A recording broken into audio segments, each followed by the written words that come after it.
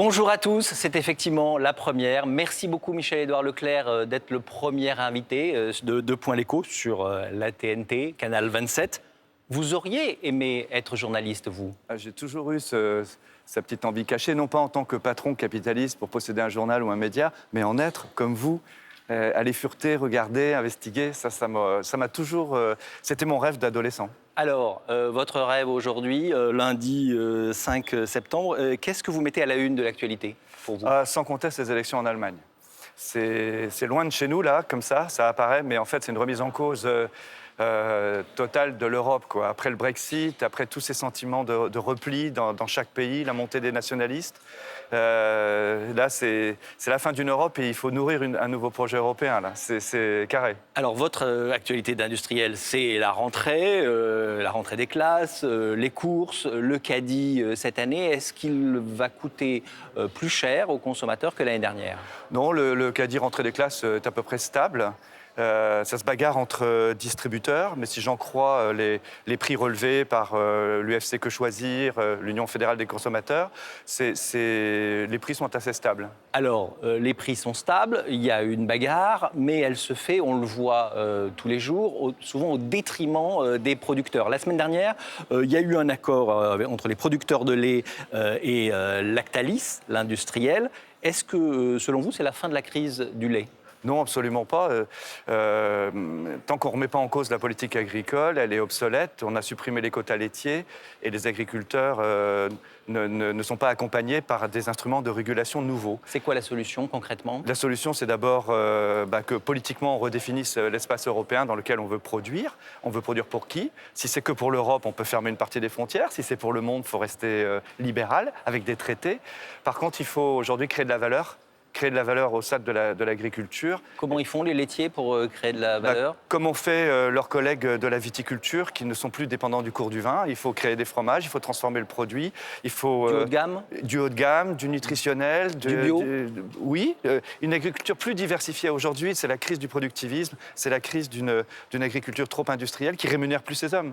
Mais globalement, des prix toujours plus bas, c'est forcément au détriment des producteurs. Oui, quand il s'agit des prix payés aux producteurs. Mais en fait, il ne vous aura pas échappé que même dans la distribution, par exemple, Leclerc n'achète pas moins cher que Casino ou que Carrefour. Et pourtant, il y a des écarts de 10 à 15% entre les enseignes. Et c'est-à-dire que vous réduisez vos marges alors ? Bien sûr, on réduit. Oui, donc une enseigne comme la nôtre. C'est votre fin à vous quand vos marges seront réduites à zéro Non, parce qu'il y a plusieurs manières de gérer. Et notre idée, c'est en vendant moins cher, de faire plus de chiffres, de couvrir plus de charges. Et donc, il n'y a pas de lien direct entre le prix de vente au consommateur et le prix payé aux producteurs. Et en tous les cas, vous imaginez, si aujourd'hui, avec le pouvoir d'achat qu'il y a en France, on nous demandait de remonter les prix, ça ne serait pas très sérieux, ni pour les consommateurs, ni pour la croissance. Alors, à ce stade, c'est l'heure de la question qui fâche, avec notre partenaire, le Huffington Post. La question qui fâche vous est posée par Paul Ackerman, le rédacteur en chef du Huffington Post.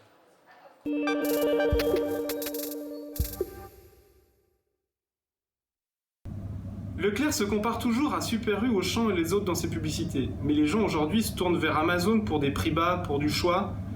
Finalement, est-ce que vous ne trompez pas de priorité ? Ou pire, est-ce que vous avez raté le virage Internet ?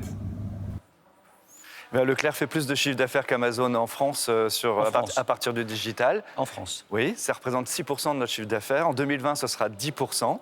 Amazon, ce sera intéressant, même pour nos hommes politiques, de voir que je ne vois pas pourquoi Amazon serait gentil alors qu'il ne paye pas d'impôts quand il vendrait moins cher, et Leclerc qui paye ses impôts en France, en vendant moins cher, serait le pirate. Donc c'est intéressant, il va y avoir un effet de démonstration. En tout cas, même pas peur. Même pas peur, oui. Non. Et vous n'avez pas raté le virage Internet ? Je ne pense pas, nous sommes un des 5 premiers distributeurs français sur le digital. Donc... Non, mais le digital ne dit pas une politique commerciale. Le digital ne dit pas si c'est cher ou pas cher. Et derrière, il y a des vrais métiers avec des vraies personnes. Vous savez que dans une entreprise comme Amazon, où il y a 3500 salariés, les 3/4 sont quand même des manutentionnaires, des bouchers, des libraires. Il ne faut pas se tromper d'image de l'économie. Le digital est un facteur qui permet l'accessibilité, mais ça ne dit pas si on va vendre cher ou pas cher. Nous serons moins chers qu'Amazon. D'accord. La dernière question, en France, tout finit par des chansons. La dernière question, c'est quelle est votre chanson préférée et pourquoi ? Ouais, sous forme de gag, je réponds à votre question avec Bachung. avec ma petite entreprise. Ma petite entreprise, parce qu'on est à l'heure des startups, on est à l'heure de la recréation, de la création par l'entrepreneuriat. Et donc ça, je défends ça. Puis en même temps, ça vient de Bashung, un poète rebelle, très rebelle. Et je me sens bien affectivement et intellectuellement avec ces personnes qui secouent un peu la société. Alors, normalement, on aurait dû entendre la chanson, mais il y a un petit problème technique, me dit-on en régie. On ne va pas pouvoir écouter Bashung, mais peut-être que vous qui la connaissez bien, vous pouvez la fredonner. Ah non, ça vaut mieux pas pour vous. Il pleut déjà un peu sur la Bretagne ce matin. Ça va faire très forte ondée sur Paris si je me mets à chanter. Oh, juste les 3 premières notes, non? N'essayez pas. Ma petite entreprise. Allez-y.